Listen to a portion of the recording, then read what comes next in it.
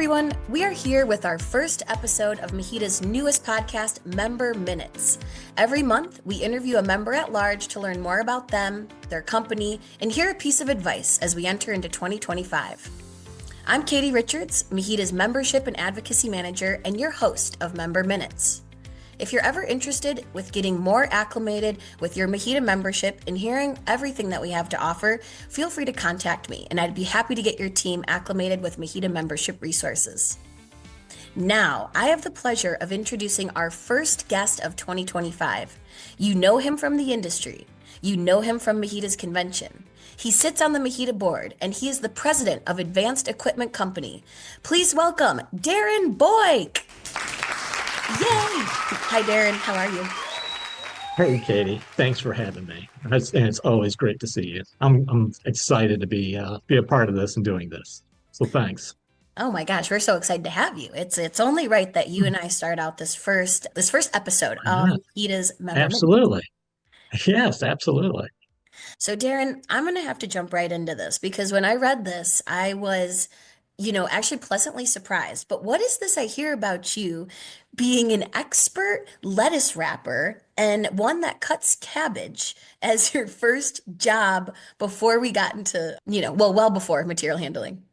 Oh yeah, it was well before. Yes, I did at a time. This was my first job. It was my first job kind of getting started. So besides, going around asking neighbors if I could mow their grass or do whatever work they needed, have me painting porches, whatever, that wasn't much fun. But I did find a job working at a local produce place where I'd ride my bike to. I was, I think, 15 at the time, so it was about 4 or 5 mile ride.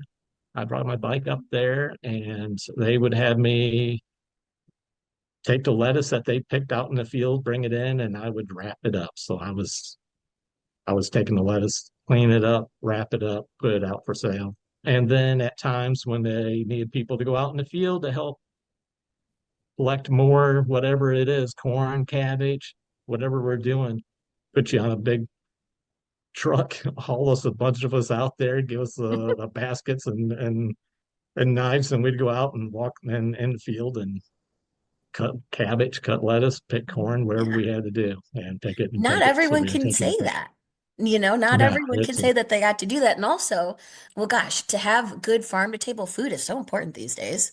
So when I first read that about you, I thought, how cool. No one gets to say that. And then I thought, I wonder if that got you interested in kind of that start to finish process of from growing the cabbage to picking the cabbage to wrapping the cabbage to selling the cabbage. It sounded very in sync with logistics, material handling, kind of this world. yes, I guess you can probably work in material handling to almost anything, but that's not what got me into it though. Or maybe it did because I was like, I do not want to be on my knees in the mud and dirt cutting lettuce the rest of my life.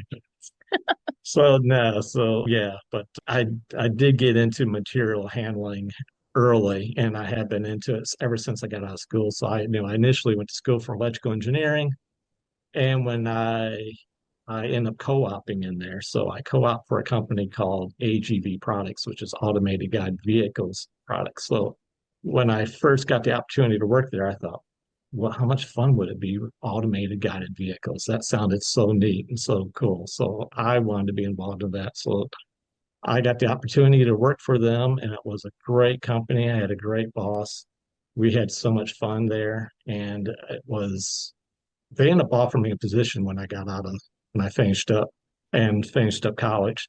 So I went to work right there, right afterwards, and I was a sixth employee, basically hired on there. And when I left, it's almost 10 years later, as there's about 62 employees. So I really got to see the company grow and change. And it really exposed me to the material handling world because we're doing we're designing and creating systems for custom vehicles for operations in manufacturing and different aspects, all the different industries that you can think of, making custom vehicles and things like that, to automate their processes and see them through. So it was very unique, and I got to see all the different guidance methods that through the years how they evolved and changed. So it was quite fun. But that led me to where I am now, though.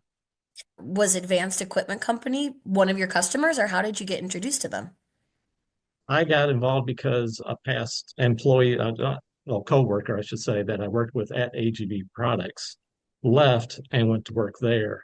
And then when an opening came available over there, he contacted me and said, "Hey, you should come over here and try this." But Yeah. at the same time, I was trying to raise, I had a little kid, so I was gone more than I wanted to be and everything. So I was kind of looking for an opportunity to change, and that in sales is a place I always thought I would probably end up being, but I thought I'd give it a shot and give it a chance and see how it goes. And boy, am I glad I did, because I I loved it so much. I love the sales side. I still get to be involved in technology, and I'm home more often than I was back then.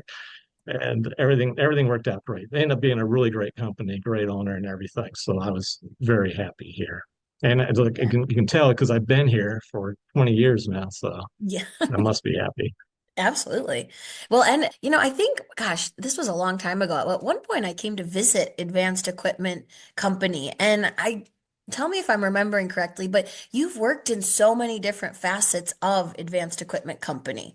Like you've been on the sales side, you're on the design engineering kind of CAD side, you're the president of Advanced Equipment Company. So in a way, you've really hit all different sides of the company, really shown your skill set that is many. Yes, it's kind of, well, it's our company is kind of unique with the way we operate and everything. And then it's kind of what kind of sets us apart from a lot of others too, is that our salespeople that we have are highly technical, and but yet they're good with people.